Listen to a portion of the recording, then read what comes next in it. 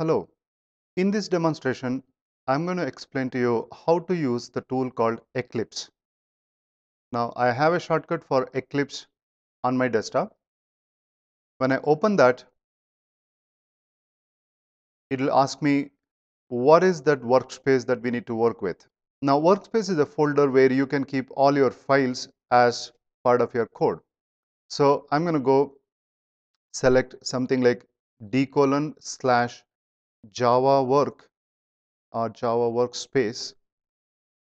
And when I click on OK, this folder gets created and all my projects would be saved in that particular folder.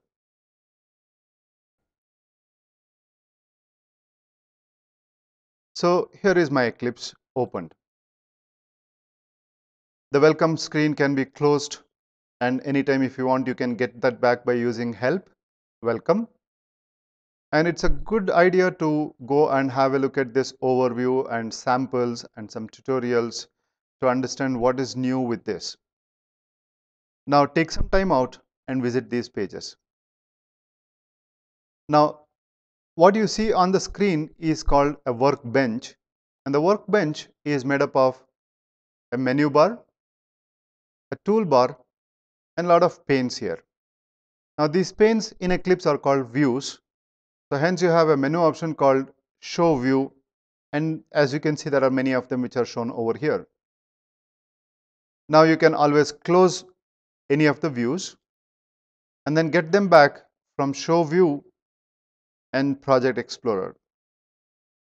Now you can also move that around by dragging and placing it somewhere else. And in case if you don't know what all you have closed and what you have added newly, if you want to get them back, there is a quick way of doing by going to this button here called perspective button. And on the perspective button, you can right click and say reset. It will confirm and then you can say yes. Now note that the perspective here says Java EE. Similarly, you also have an option here called open perspective. And you can see that there are few perspectives and there are few more here in the other button. And I can select Java EE, which is the default, or I can choose something else, for example, Java. Now, when you change the perspective, the layout of your workbench changes. For example, earlier we had Project Explorer, and now we have Package Explorer. We had servers and data source explorers. They are gone, and in place of that, I have Java doc, declarations, and so on. Now, a perspective also is responsible for what menus should be shown. For example, if you look at this now, since I'm in the Java perspective, the new option has Java project, package, class, inheritance, interface, enum, etc.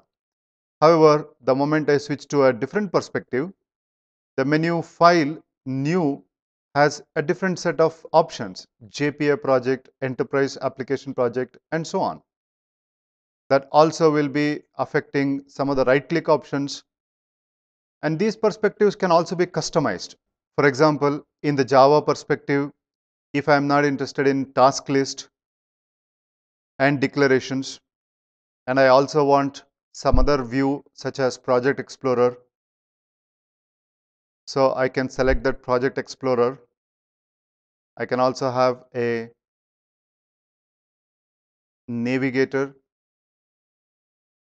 and I can also have something called console, and I can arrange the console so that I can see them in along with the package and navigators and so on. Maybe I want to resize, and then I can also save this as my own. So all I have to do is to right click on this perspective, save as. I can say Vinod's Java perspective or just Vinod's Java. And when I say OK, now you can see I have this. I can also go to this button here and select Java perspective to get back the Java perspective, or probably reset that, or I can switch to Vinod's Java perspective now. Now that we know what is a perspective, Let us see how to create a program and execute the same. Now, a program is a Java class, but you cannot simply create a class without a project. We need to start creating a project, which I can do by saying new from the file and say new Java project.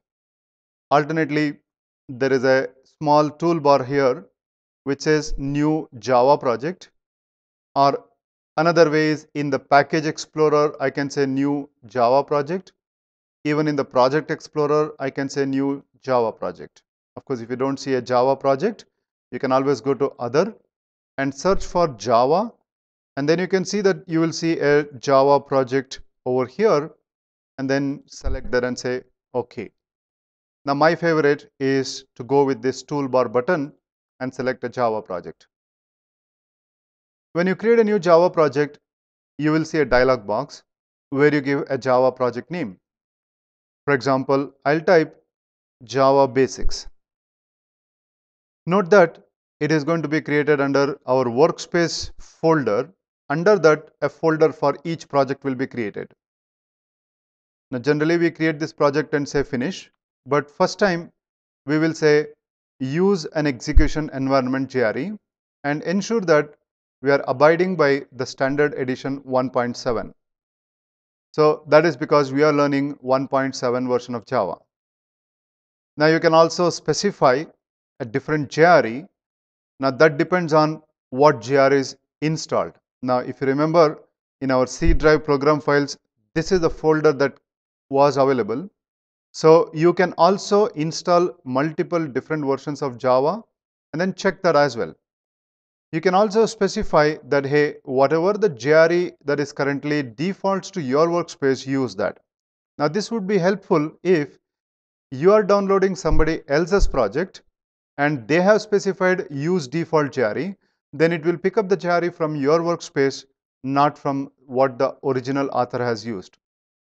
Now for all good, I'm going to use an execution environment JRE, which is Java SC 1.7, and I say next. In the second step, we might want to refer to certain other files, a source code written elsewhere, or another project where I might have imported or I have created a project earlier to this, I can refer, or I can use references to some jar files from third-party libraries or even my own libraries. And this particular tab here shows in case if the same class is available in multiple sources, which one needs to be prioritized. Now, since we don't have any such requirement at this point in time, I simply click finish. Now that we have Java Basics as the project folder, you can expand that and see that they look different in Package Explorer and Project Explorer. Now you also will see that they are different in Navigator. Navigator is more like Windows Explorer, where it just shows every file available as if it is showing from the Windows.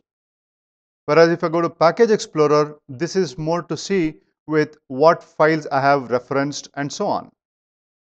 Now in order to start creating a file, so we'll right click and say new class. And once again, I'm going to start with a class called Hello World. Now, as you can probably notice that as soon as I started typing, there is a warning that came that says the use of default package is discouraged. And that's because I left the package text box blank. Now, for now, let us just give something like 4.vinod and then say finish. We'll discuss about the package in later session. Now, note that the font for this particular editor is predefined and it is very small for me. So if you feel so and if you want to change that, you can always go to Window, Preferences, and then there are so many options and you don't have to worry because you can search for that by typing font. And you can see the entire tree structure here got filtered and we got colors and fonts. And under colors and fonts, I have to go to Basics and the last option there is text font.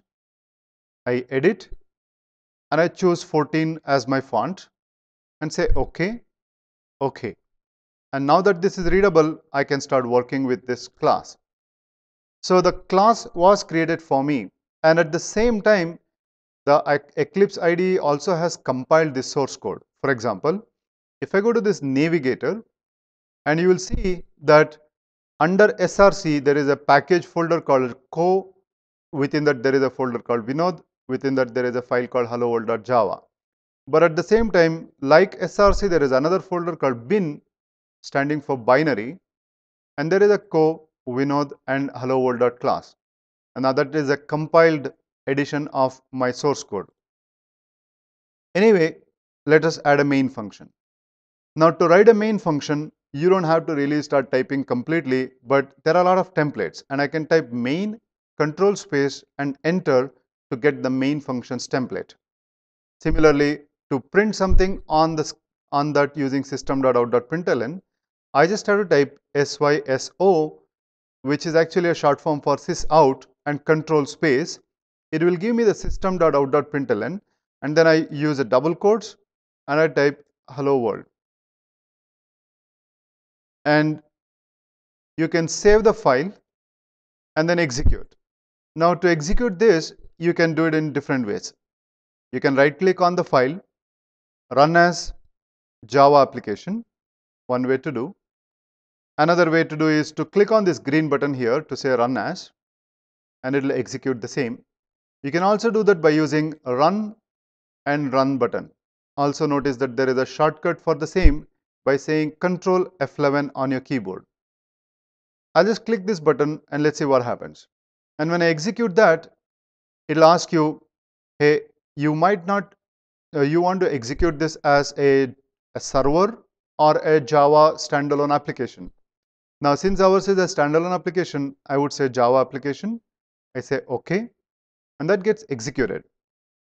And you can see that the output has come on the console.